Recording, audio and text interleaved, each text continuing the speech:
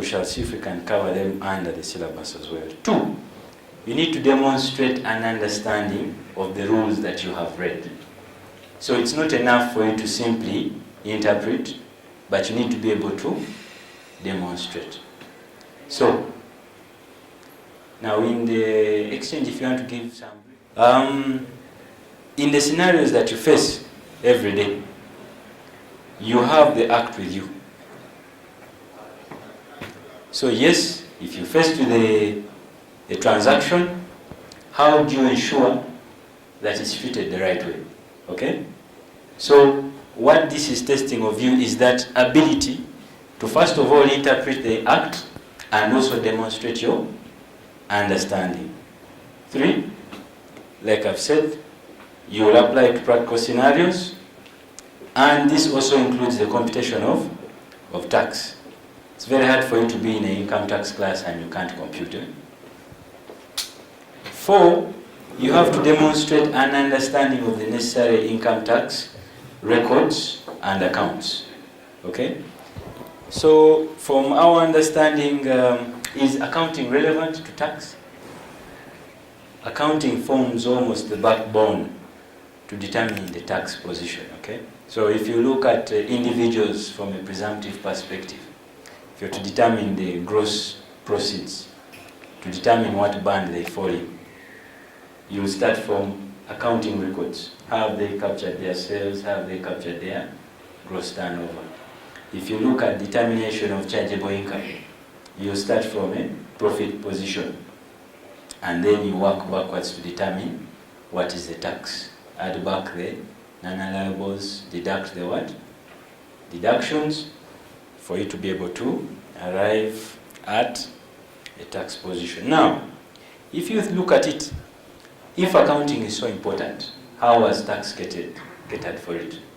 So we have sections from 39 up to 48. Have you taken time to look at them? Those sections give us the tax accounting principles. And according to, I think, one of the provisions there, where you have no conflict, ideally we are supposed to follow generally accepted accounting principles in assessing whether people have done the right thing in accordance with the accounting what? Treatment. If there is a conflict that tax prefers, for example, in stock, you use these methods, and in accounting you've used a different method, use the one for tax. So those areas become critical. Now, when you look at these learning expectations of CTA 8, they are asking you to demonstrate an understanding of the necessary income tax records and accounts. So, what are the income tax records that you have? You need to think about that. What are the aspects of accounts that come to your mind? Why is accounting relevant? How does tax interact with accounting?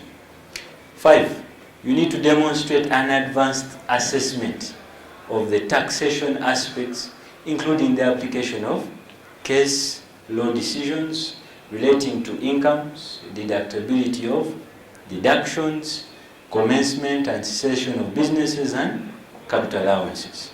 Okay? So, for a fact, by the time you've reached this point, I know you guys are more or less close to experts in what? In tax. I think one of the things that distinguishes people who have finished these courses from those who keep having challenges, sometimes the level of preparation. We shall talk about it. You will know for a fact that a number of areas in the Income Tax Act are still grey, isn't it? So, in some scenarios where they have been grey, we have been forced to go to what? To court. And court has pronounced itself on some of these what? Areas. So, it therefore becomes very important, not just for the exam, but even for your professional capacity, to have a, I would call it an inventory of case law. Okay? So there's something me, as myself, I started to do. I have, for each area in income, for example, we've talked about accounting.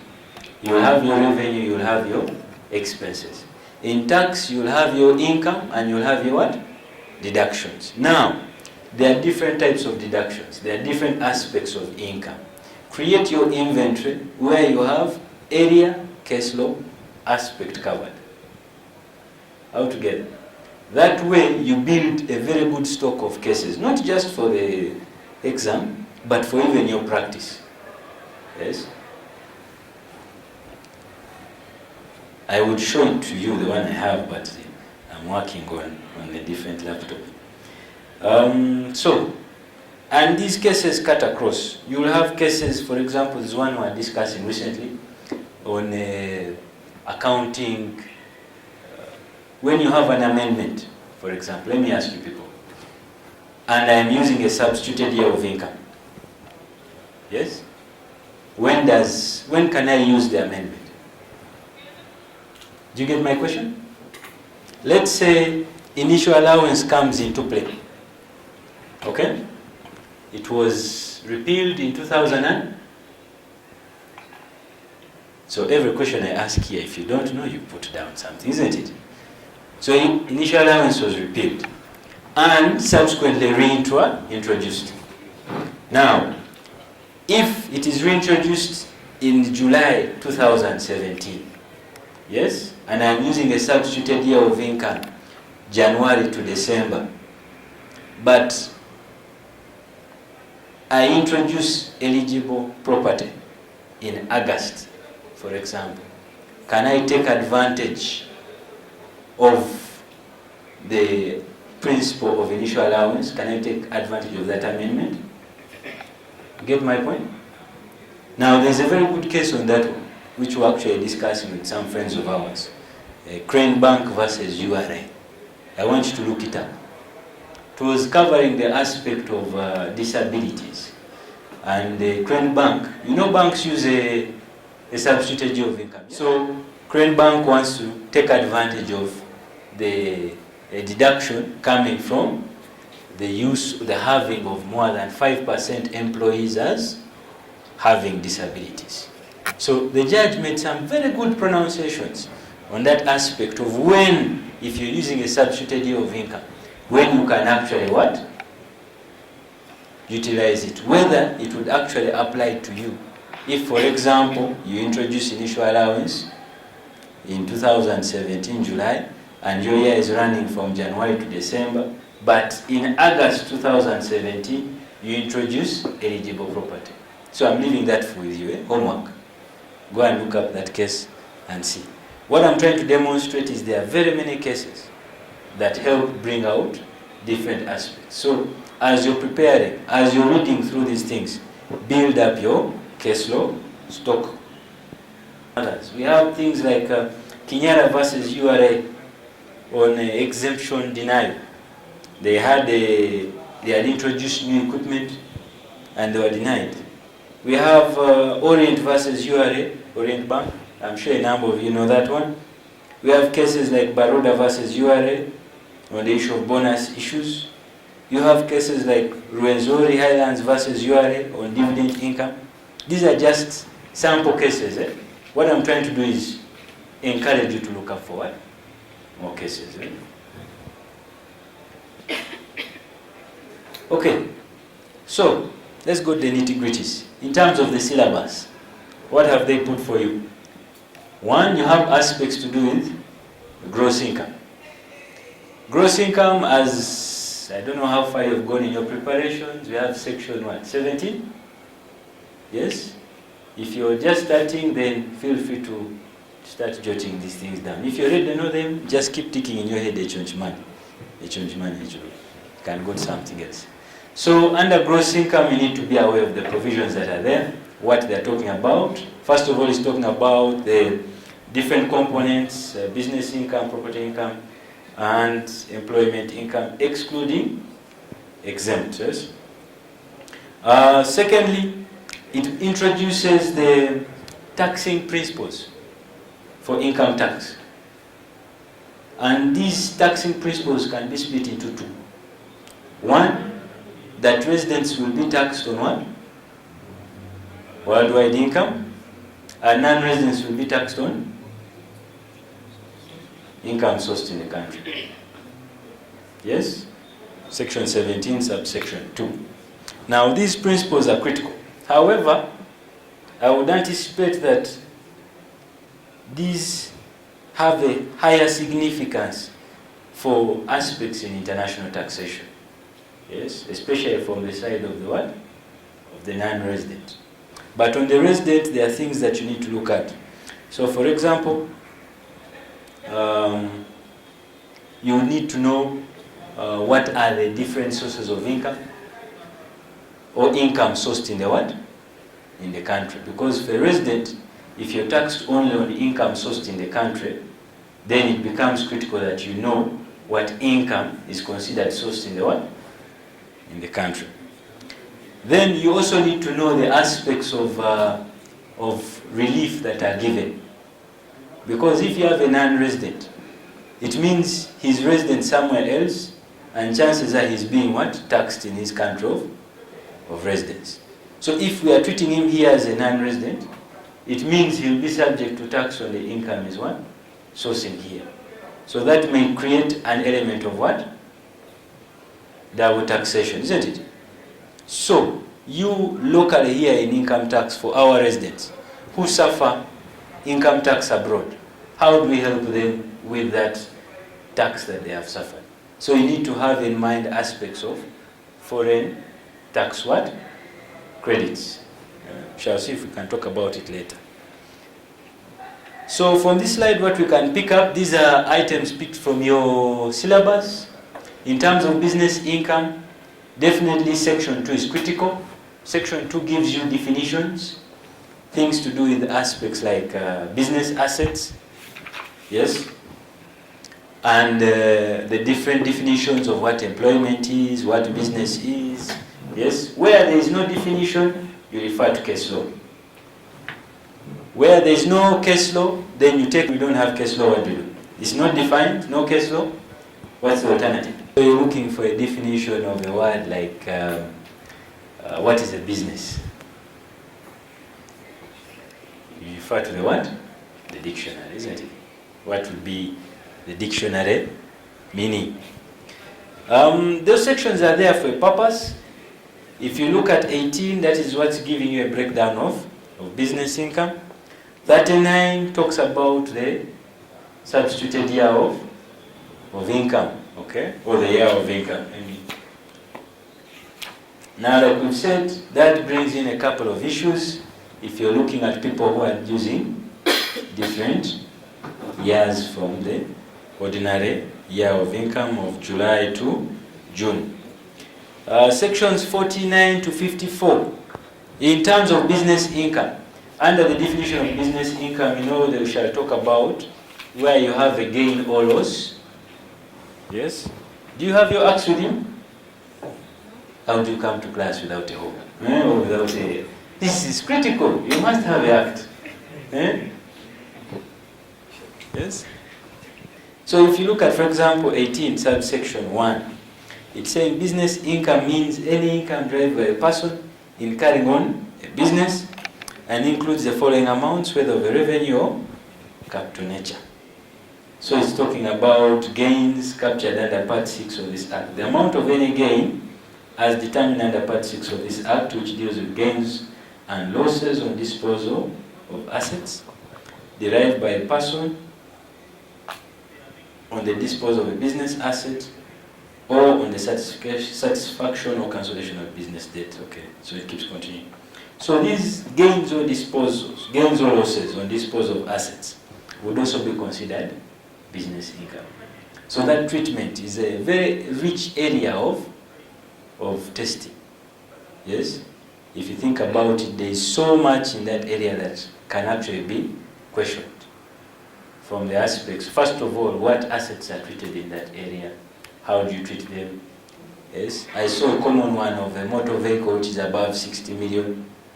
Yes? The fact that you have a business asset and a depreciable asset, those are a number of areas.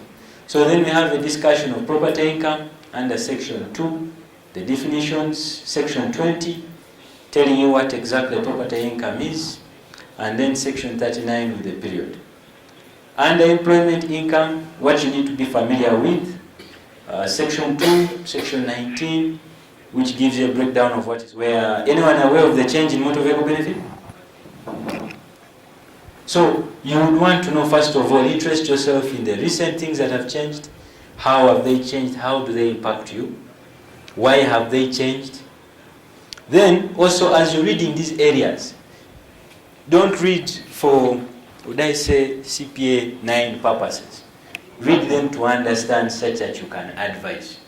If you're faced with a scenario where someone tells you, I want to set up my company, for example, we shall see aspects of tax planning. How do I deal with the employment costs in such a way that I give my best benefits to my would-be workers and at the same time I reduce my costs? Okay? So, in some papers, you would just need to know what are the different benefits and how you treat them. In this one, you might need to know how best and which best benefit to give such that I manage my tax cost. As a professional, you're providing value. No one is going to give you money just to tell them that the law says this. Yes? If that's why I was paying you, I would tell you, give me the act I did for my for myself. So you need to be able to give value. So which benefits derive taxation? Which benefits don't carry tax? If someone asks you on how best to remunerate their employees, do you have that in mind that, by the way, if we put a car in the pool and it serves all the employees, yes, the employees may not get a car benefit and they won't pay tax. However, if we sign one specific car to each individual will pay motor vehicle benefit. Can you critique, understand the law and use it to your advantage? Okay. Other considerations, we have discussions on chargeable income from insurance business. You will notice that in this paper, there are specific or unique sectors that are going to be examined. When you look at the syllabus, one of them is insurance, the other is, yes, NGOs, yes, oil and gas, trusts. So these are aspects that you need to become familiar with. When we look at the insurance business, you need to understand what is exempt, what is taxable.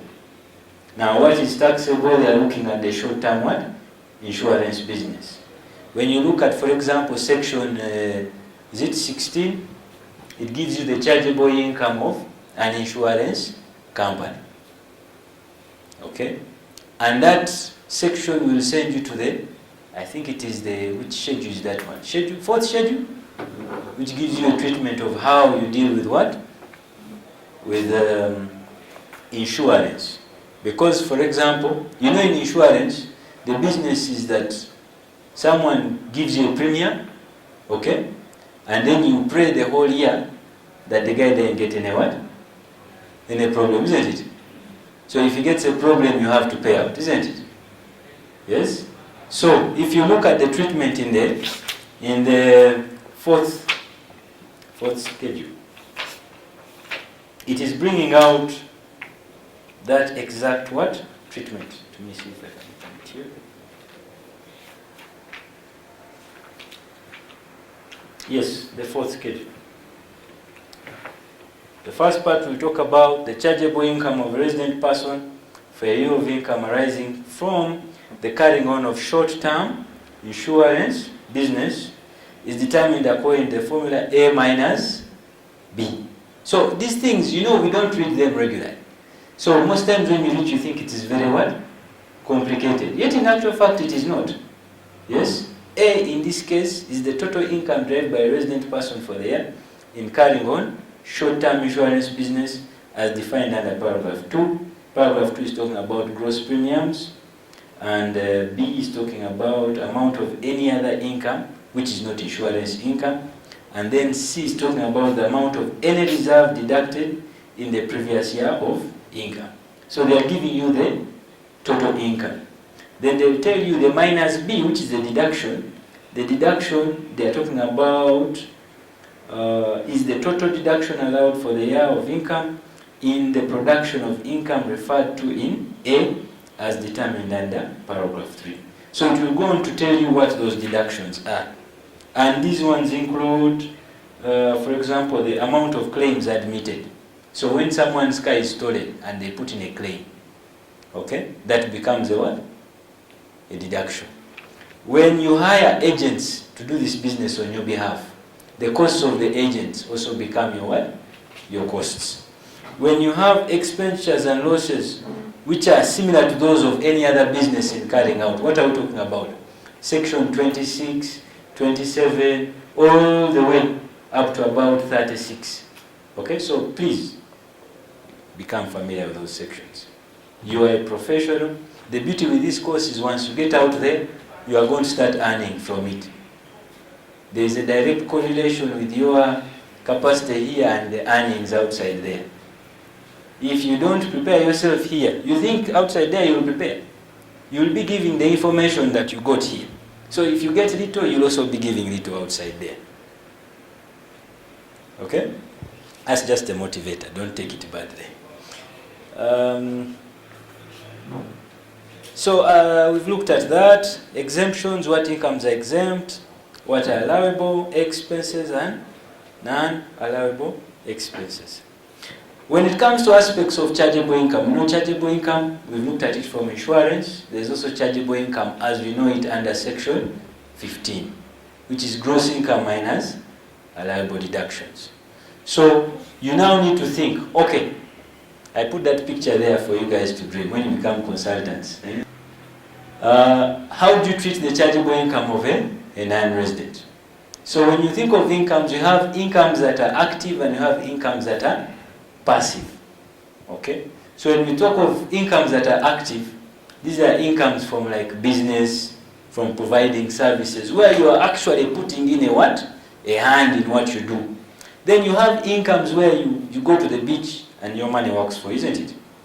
So for example, like you have money in the bank, isn't it? The money you put on fixed deposit, that money what? It just works for you. That is my retirement plan, probably.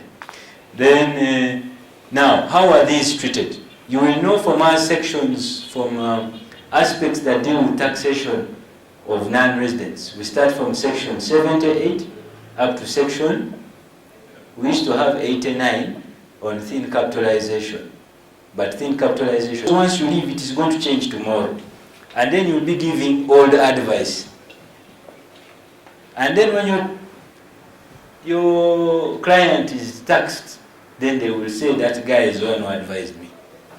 And then your business will start to dip. So this is a continuous subject that you have to prepare for, even outside here. You have to understand your source rules, that one we've discussed. And we said source rules are important for non-residents because non-residents are taxed on income that is what? Sourced in the country. So if I have an income as a non-resident, first of all, who is a non-resident? That is something you need to ask. I don't know. I'm sure by now many of you are looking at me like this, but you are saying, that one I know, isn't it? So, but the question is, who is a non-resident? So you need to know, first of all, who are the residents? Yes? If you are an individual, how do you become a resident? We have are there 4 tests? We have a permanent home test. We have time tests. We have a test of what? Of the official of government. I don't know if that one is a test because you are either there or not. I don't know if you can also, it can be a test. Then you have for companies, we have those 3 that you need to have in the back of your mind. Management, majority of operations, you have incorporation. You need to also know those for a trust and those of a retirement benefit what?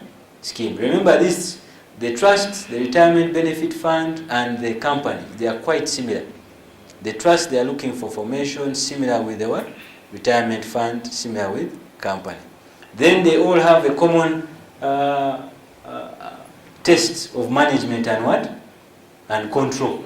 Now there are a number of very good cases that you should build up on management and what? And control. There is one by De Beers, look that one up, it's a South African case. There is another one, I think Calcutta and Jute Mills something.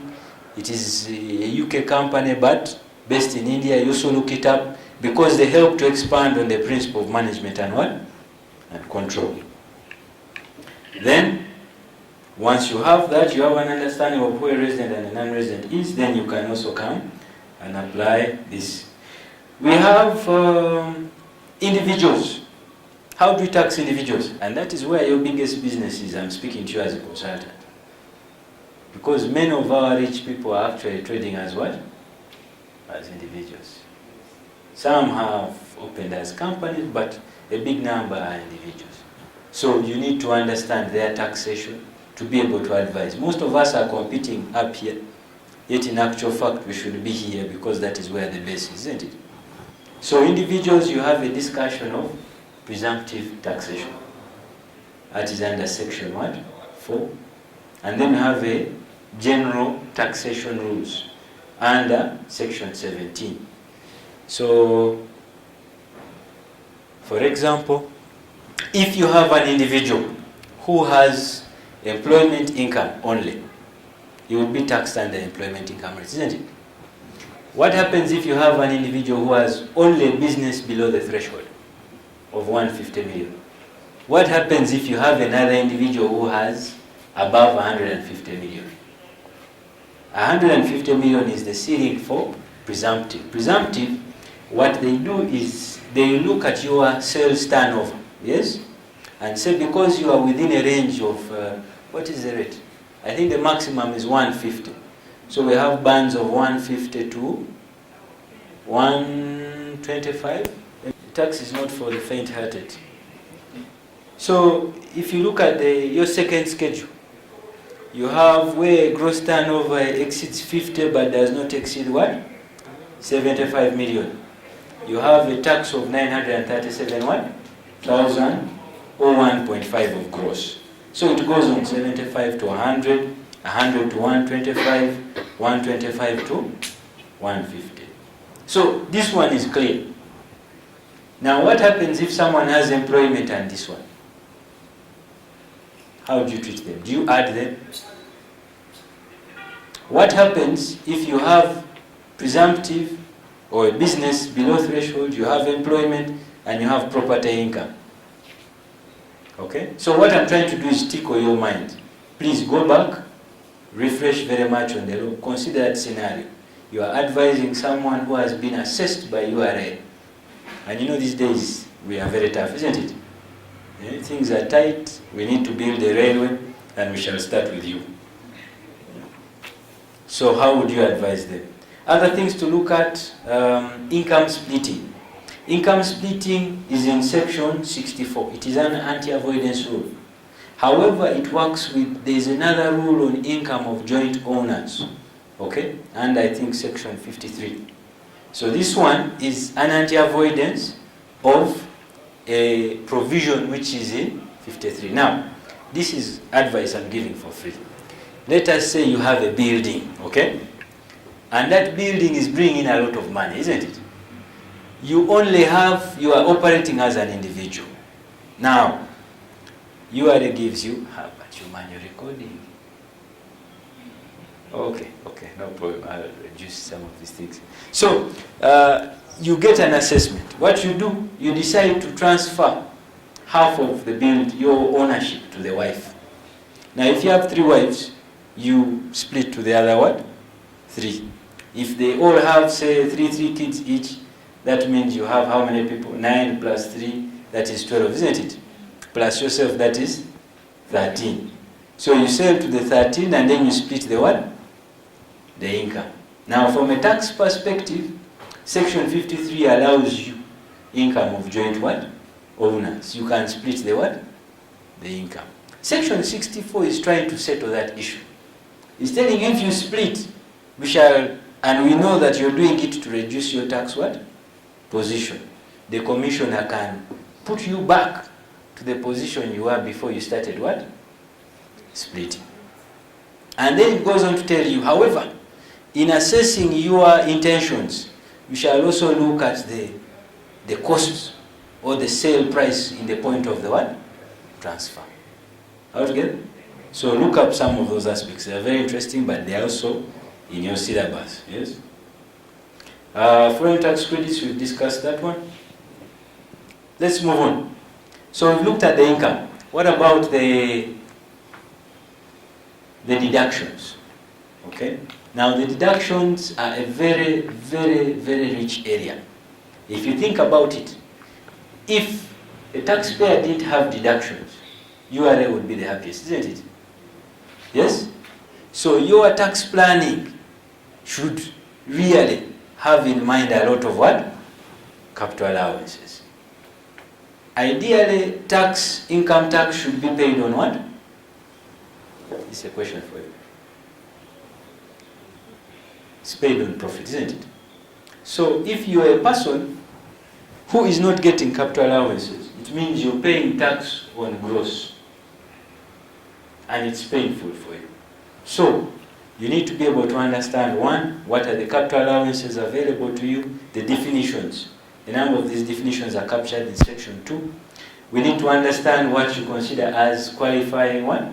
Expenditure. Now, qualifying expenditure is in the law, but it's also captured a lot in case law.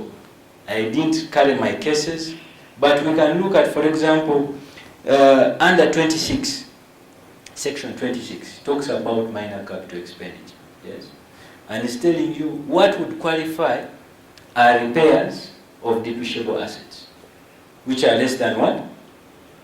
1 million, isn't it? When we go to 27, which is depreciable assets, it's telling you it's looking at expenditure which is not considered in section 1, 26. So what was in 26 cover in 26? What is in 27 first remove the one of 26. And then the assets you have must be those ones which are used in the production of what? Of income included in gross income. Altogether. It's very critical. In accounting, we have that matching what? Concept, isn't it? That your expenses that you incur to generate the revenue should be those ones that you match against the revenue itself, isn't it? So similarly in taxation, they are telling you, you should not mismatch expenditure. The expenditure that you should claim should relate to that income you have included in the what? In the gross income. Same thing applies. Let's continue. Under 27, for example, it talks about 27A is the initial allowance. Yes? 27A is what was reintroduced as what? Initial allowance. And it's talking about eligible property. That is plant and machinery wholly used, yes, in the production, but then they give you exclusions. Would it get initial allowance? No? Household furniture? No? Okay.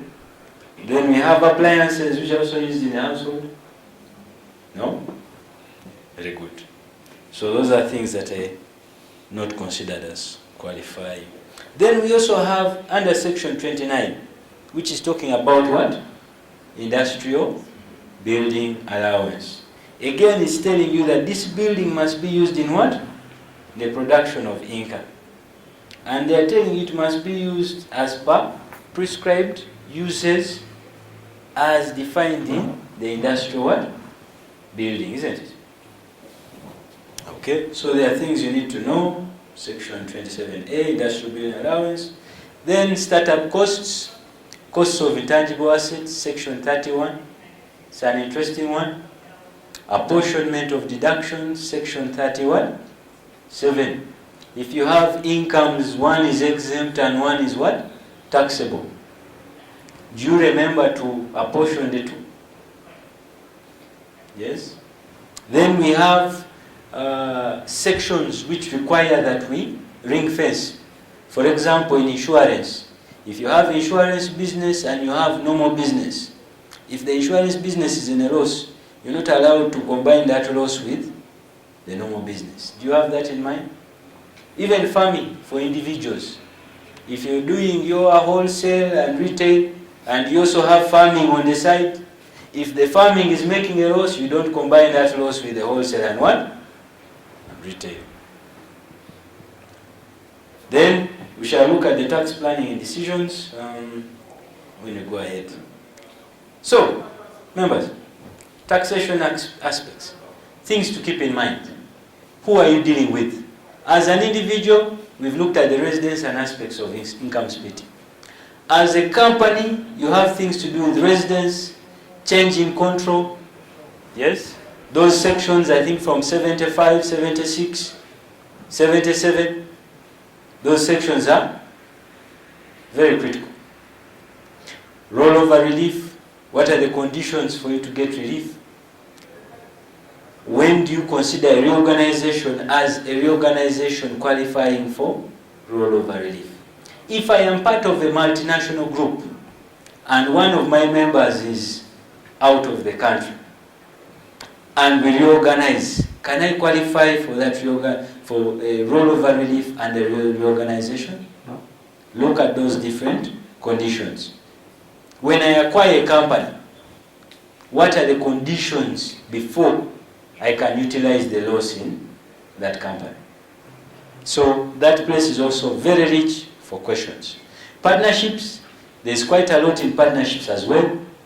You have issues to do with residents. How do you consider a partnership resident?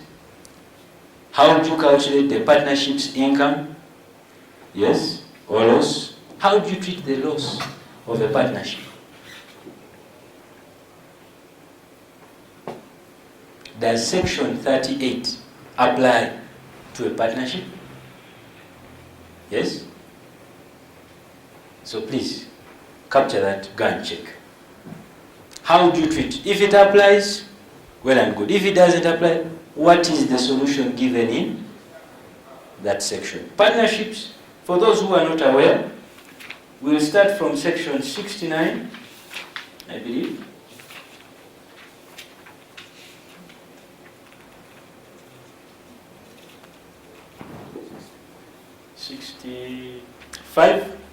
Which is talking about the principles of taxation for what?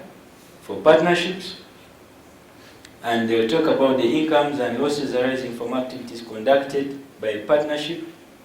They'll talk about whether you have a written agreement. This is a question I've seen in your papers before. Whether if it's necessary for you to have a written agreement for it to be considered a what? A partnership. Okay? And if you don't have a written agreement, how do you split the income? So, definitely in everything that you do, for whatever person you have, you should have in the back of your mind that the backbone is gross income minus allowable deductions. Okay? So for partnerships, we will first of all calculate what is the chargeable income for the partnership. And then you make an adjustment to now for the partners. Once you have the chargeable income for the partners, you then split it amongst the what? The partners. From the partnership, you split to the partners, and then you make adjustments at that level. So I'm leaving for even the loss aspect to see. What happens if at a partnership level, I arrive at a loss instead of chargeable income? How would I treat that loss? Remember, for all the other persons, the companies, the individuals, we have section 38, which talks about carrying forward that what? That loss. Then we have aspects to do with trusts, trustees and beneficiaries. Now you need to first of all note what are the types of trusts you have. Yes, you can have just a second, an incapacitated person's trust. You can have a qualified beneficiary trust, and then you can have a settler trust. Okay? So you need to note how the treatment is. The income of a trust is taxed on who? If you look at the settler trust or the qualified beneficiary trust, is it the same as an incapacitated person's trust? How are the two treated? How do you determine the chargeable income of the trust? Still is the same process. find the gross income of the trust less allowable deductions under the Act.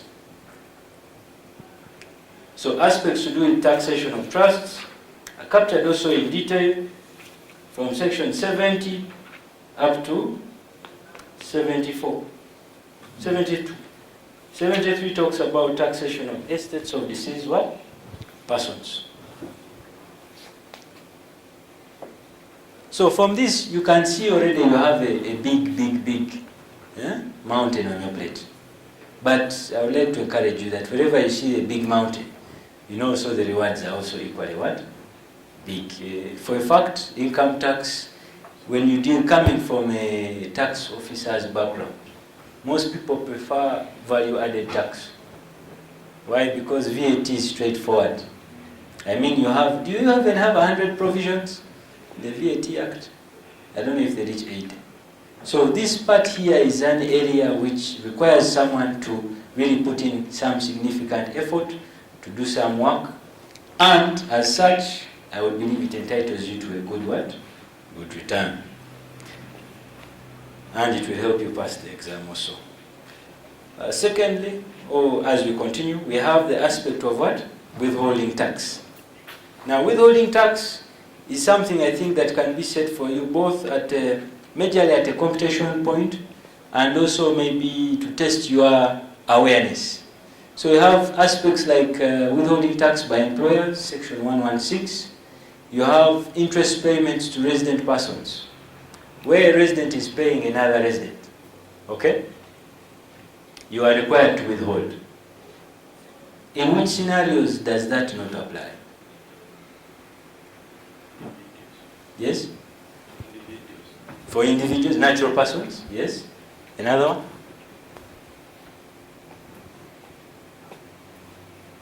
There are quite a number, there are about 4 or 5. That's the bit with coming in your act. As the facilitator look in their side, you check. Where you have, when you're paying interest to an associate, where you have interest on treasury bills, to also not apply in this. So withholding tax has, first of all, it's very specific, but it also has a lot of aspects that can be questioned, things you need to look at. For example, what I've asked, payment of interest to resident persons. This section does not apply to interest paid by a natural person, you mentioned that. B, interest other than interest from government securities paid to a financial institution. C, interest paid by a company to an associated company. D, interest paid which is exempt from tax in the hands of the recipient.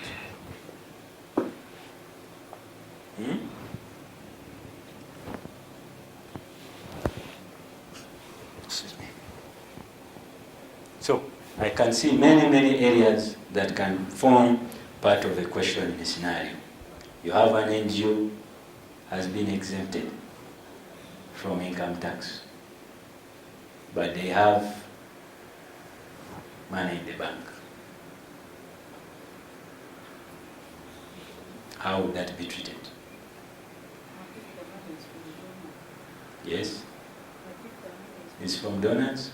Does that even apply? How would interest fall for NGOs? To be property income. Okay. Then you have issues to do with what? Dividend payment to resident persons. We have this one under 118.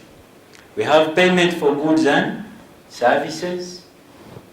119. What are the conditions under that? You have professional fees, withholding tax on professional fees. You have withholding tax on international taxation, international payments, forgive my taxation. Treatment of withholding or non-resident service contracts, withholding tax as final and other aspects. Now, you'll find that the withholding tax on international payments and 120 works very well if you read it with sections 83, 85, or 86.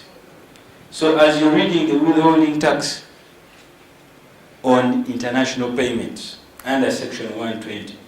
You can also not fail to read sections 83, 85, or 86. You see, much as you're required to withhold, there is a section that charges the income. Withholding tax is a mechanism through which the income tax is what? Collected. But before you collect, that income must be subject to what? To tax. Okay? So there are scenarios where there is withholding tax, but in actual fact the income is not sourced in the country. Let's say you have NDA, yeah? National Drug Authority. National Drug Authority wants vehicles. Okay? So what do? They can either go to Toyota Uganda, isn't it? And order vehicles. Say they want 30 brand new pickups. The alternative, there is a very bright young accountant here who decides to order direct from what?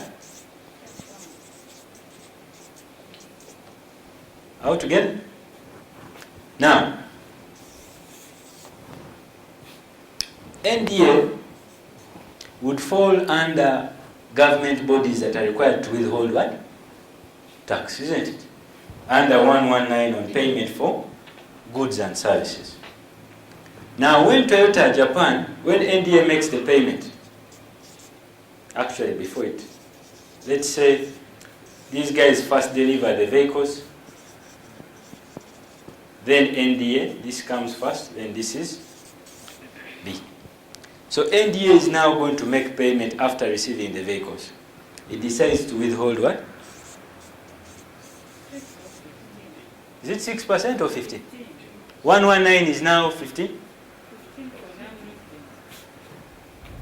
We are using section 119. Do you have your act? You see, for you to use 15, you would have to be in section 83. A payment for management services, interest, rent, natural resource payment, and this is none. This one you're getting what? Goods. The vehicle is a what? A good. Now, 119 is telling you that where the government of Uganda, a government institution, a local authority, a company, a company controlled by government of Uganda, etc., pays an amount or amounts in aggregate exceeding 1 million shillings to any person in Uganda for a supply of goods or materials of any kind, or for a supply of any services, the payer shall withhold tax on the gross amount at the rate prescribed in Part 8 of the third what? Schedule. So if you read this, there is no relation to whether the person is resident or non-resident. The issues are you paying. So, now the question is, whereas this one is asking you to withhold, this person here is a non-what? Resident. What is the provision bringing this income to tax in Uganda? What you're asking is the actual issue. Because if this person is dealing in goods, the sourcing rules under section 79 would actually not bring this income as sourced where?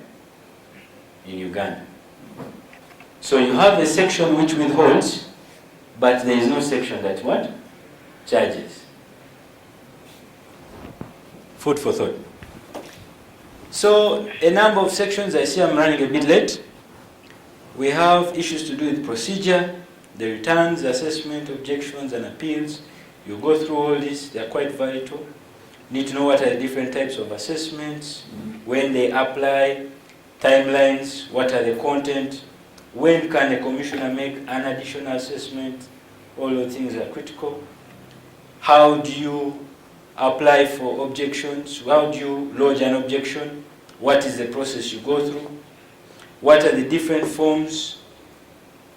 And how do you know that a form that you've received is actually authentic? Many of us receive letters, isn't it? How do you know that the letter you've received is actually authentic? So you will find even as you're doing your exams, you put your what? Your understanding. But the understanding is not what is. So that is why you are actually here. That's why you're doing this. Don't do this based on money. Don't. Yes? Yes? Put your understanding aside, read, understand what you're doing, okay? You look at this. We have aspects on the specialized activities. We said the NGOs, we've looked at them. The financial institutions. What makes financial institutions unique? And that's what you need to be asking yourself. When you see this in your syllabus, you should ask yourself, what is unique about the banks? Exactly. But what exactly? Because that is their business. They give loans, their income is the interest, sometimes it is also succeed, isn't it? So I think you need to read widely. From what you've seen, really there is so much content and you have very little what? Time. If this is September, midway September, and the paper is when? November. Really by the end of this month, you should have read all this material. Yes. You see, this profession is unique. As you read, you are seeing money coming in. It is not like reading social sciences, and you're not sure exactly how money is going to come in. No pun intended. Then, you also need to seek an understanding on unique what? Sectors. We've looked at these ones. What is unique about the construction? What is unique about banking? What is unique about real estate? What is unique about agriculture? What is unique about petroleum? What is unique about mining, insurance? Why? Actually, what I would encourage is you build mini volumes of each of these areas, information that you have. This becomes critical in your application to the practical scenario. Expect at this level to face practical scenarios. And it's not going to be about maybe retail. This most likely will be something to test your aspect as a professional. Then, understand the international tax concepts. This is CTA 8 on income tax. However, we know that income tax is connected to what? International tax. Why? We looked at section 17, subsection what? 2. And it's talking about the aspects of a non-resident and a resident. So those are aspects that form a critical component on how you understand income tax. It is hard for you to do income tax without understanding those perspectives. Definitely significant effort is required because there is a limited room for flexibility. Out of 4 questions, I think you are attempting 3. Which one you choose to start with is your own making. Look up case law. Yes? Many times when you're reading this case law, even from a personal perspective, it helps to bring out different perspectives that you may not have considered. Yeah? I've put for you that website. I don't know if you know it, Julie. Normally it has a very good detail of different cases. When you're searching, you look at the area, you put in, for example, maybe deductions, income tax, URA, and it will give you cases in that direction. Identify divergent interpretations, ambiguities, and possible alternative treatments that can best suit your clients, both in the exam and in the practical world. It is possible. The most common one right now is the one that is very easy. Rent. When you think about rent as an individual and rent as a company.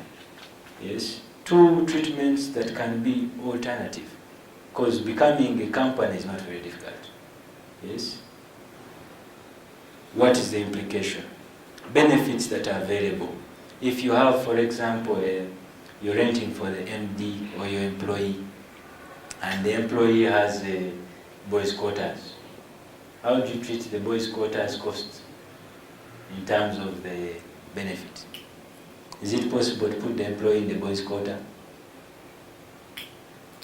Does it have any implication? So, read these provisions and check for those gaps which would help you as a professional to do the best you can.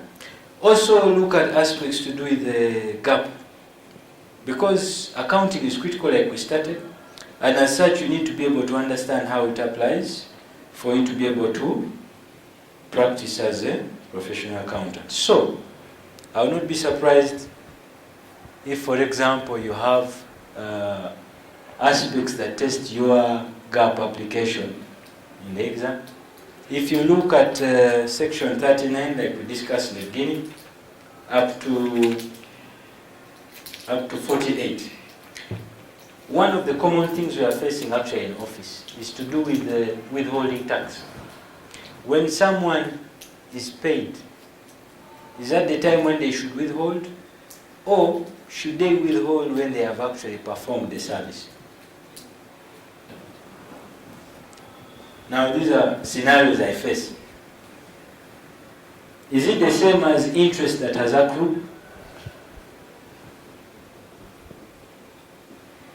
Do I have some accountants here? Deferred interest, is it the same as accrued interest?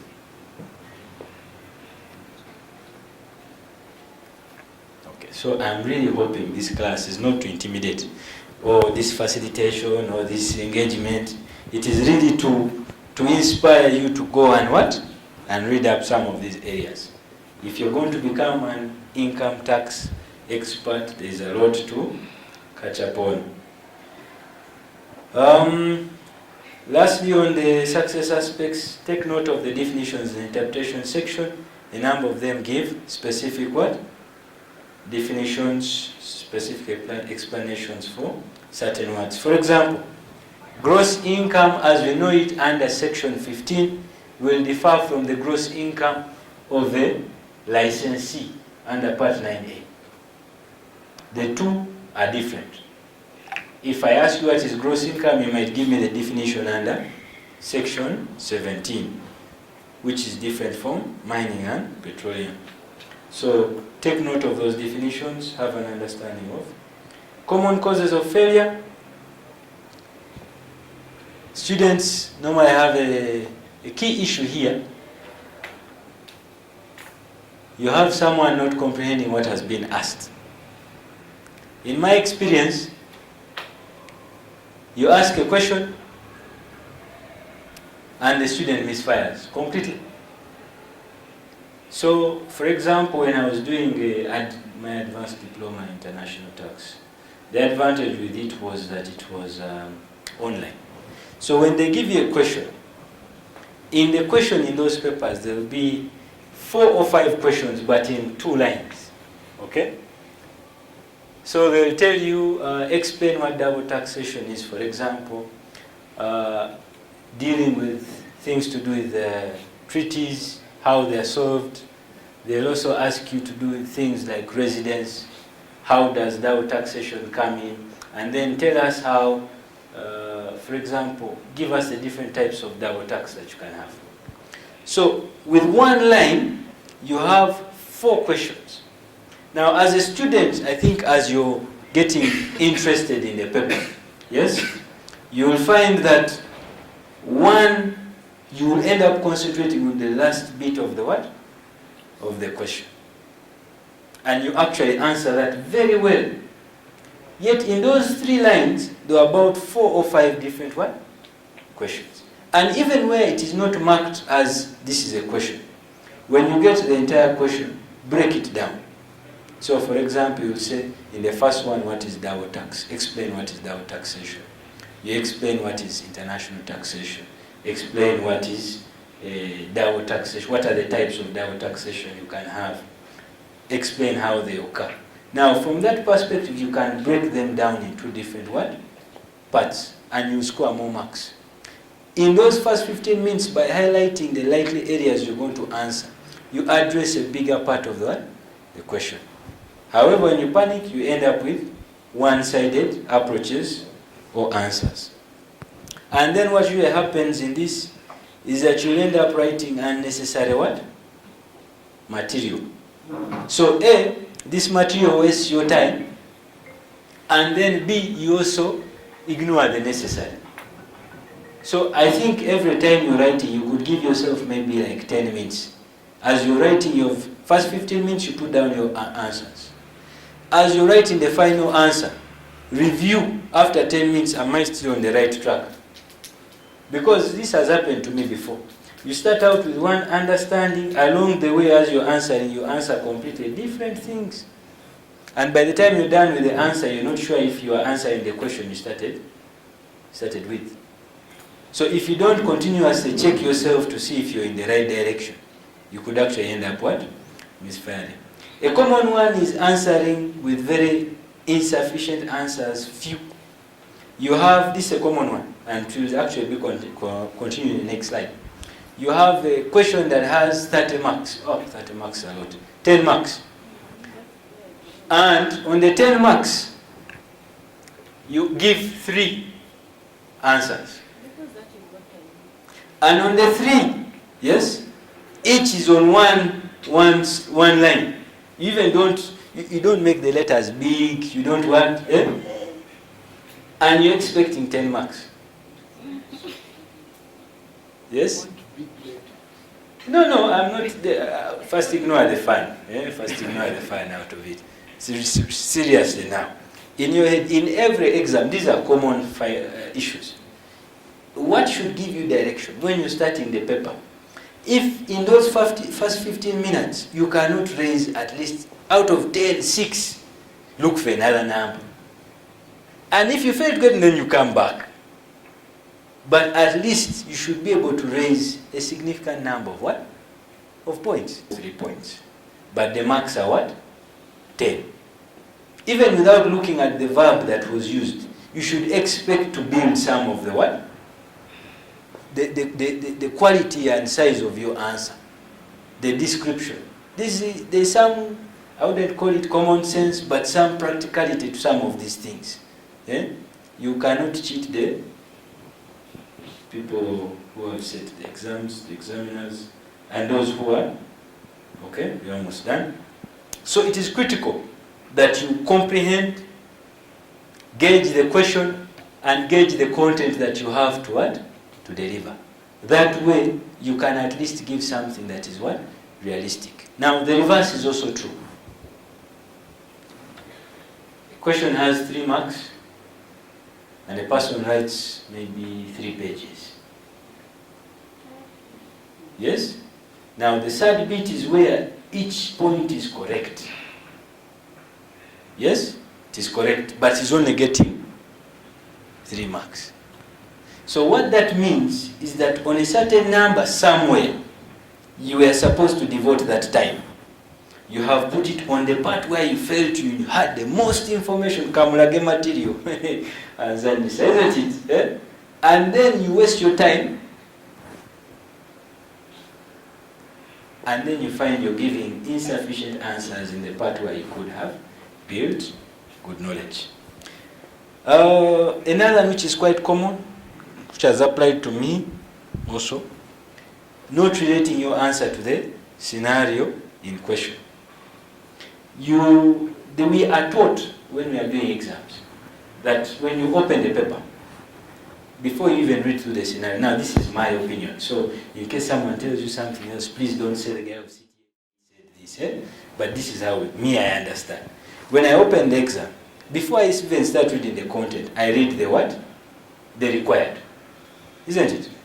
Because the required gives you direction. Otherwise, you could read the whole content, and then after reading the required, you realize, the part that was important I skipped. That also affects your what? Time management. So, by reading the required, and you now start reading the content, it's easy for you to relate the content to the answers that you have got. In actual fact, even when you read the required, you could write some obvious points straight away, even without reading the what?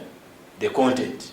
You write some of those obvious ones. Now, as you come back, it is very easy to see how far your obvious points are from what is in the what?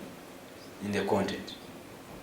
And let me tell you, okay, and I want to give you my experience from ADIT, because the last paper I did, that advanced diploma so far.